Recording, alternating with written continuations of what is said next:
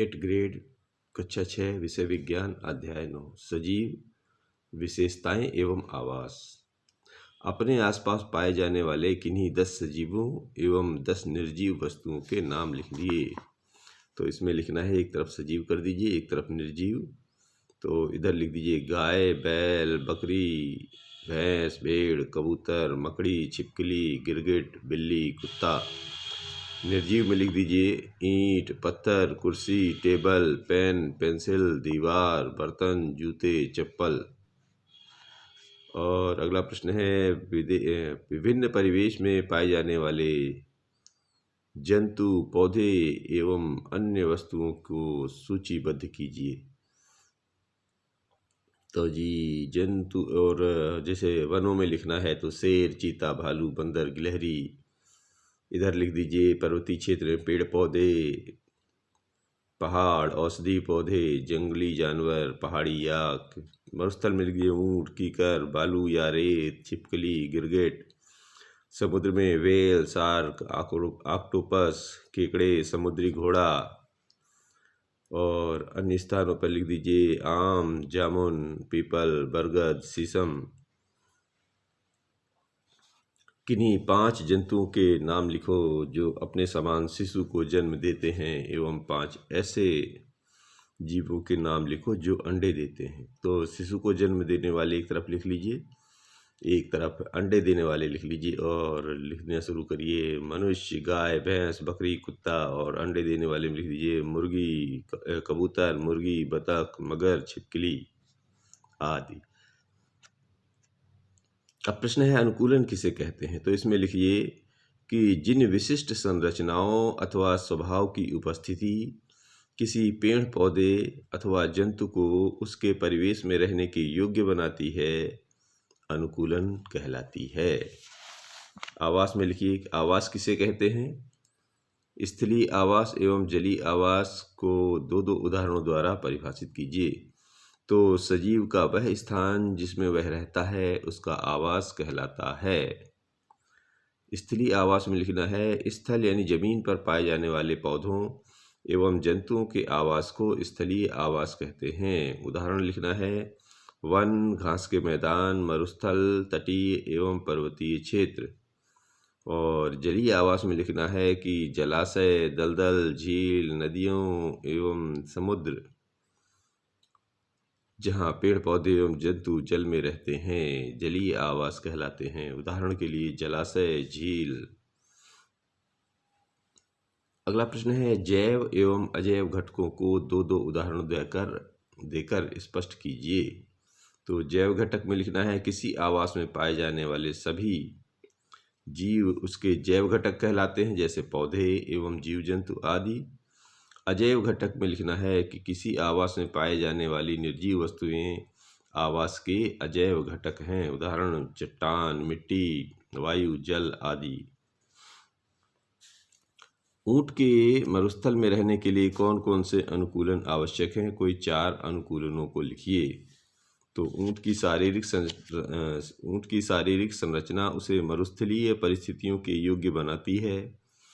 ऊंट के पैर लंबे होते हैं जिससे उसका शरीर रेत की गर्मी से दूर रहता है।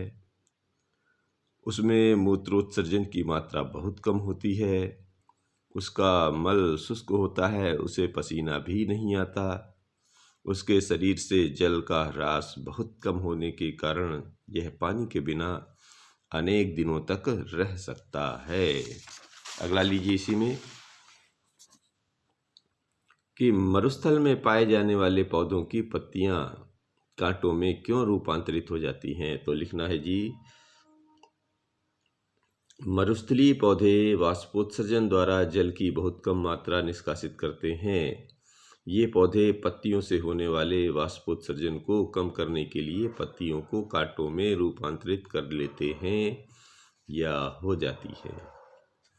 जल में रहने के लिए मछली में कौन कौन से अनुकूलन पाए जाते हैं। तो मछली का शरीर धारा रेखीय होता है।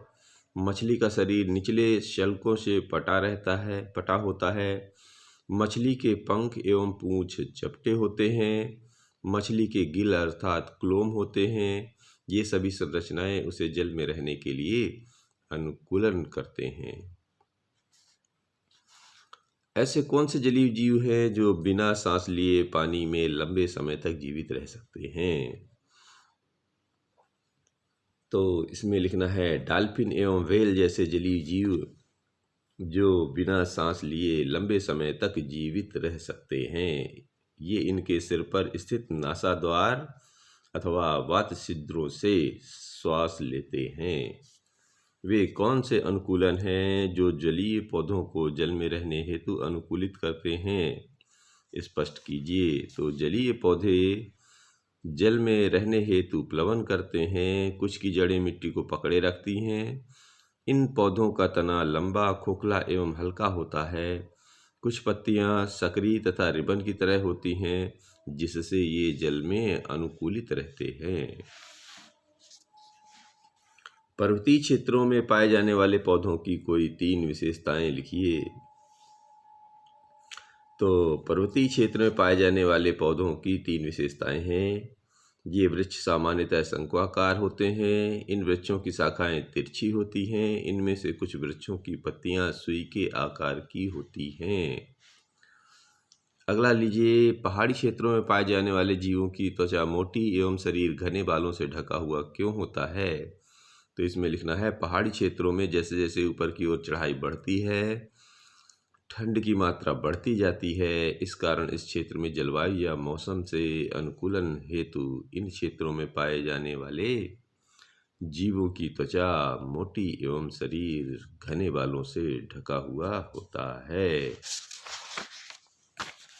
इसी में अगला प्रश्न लीजिए, सजीवों में पाए जाने वाले विशिष्ट लक्षणों को सूचीबद्ध कर किन्हीं 2 लक्षणों का विस्तृत वर्णन कीजिए। तो जी लिखना है सजीवों में पाए जाने वाले विशिष्ट लक्षण। एक तो सजीव भोजन करते हैं, दूसरा सजीव वृद्धि करते हैं, तीसरा सजीव श्वसन करते हैं, चौथा सजीव उद्दीपन के प्रति अनुक्रिया करते हैं, सजीवों में उत्सर्जन होता है, सजीव प्रजनन करते हैं, सजीव वृद्धि करते हैं। अब वर्णन में ऐसा कर देना है कि पहला देख लीजिए, सजीव भोजन करते हैं। तो सभी जीवों को भोजन की आवश्यकता होती है। पौधे प्रकाश संश्लेषण के द्वारा अपना भोजन स्वयं बनाते हैं। जंतु भोजन के लिए पौधों अथवा अन्य जंतुओं पर निर्भर रहते हैं।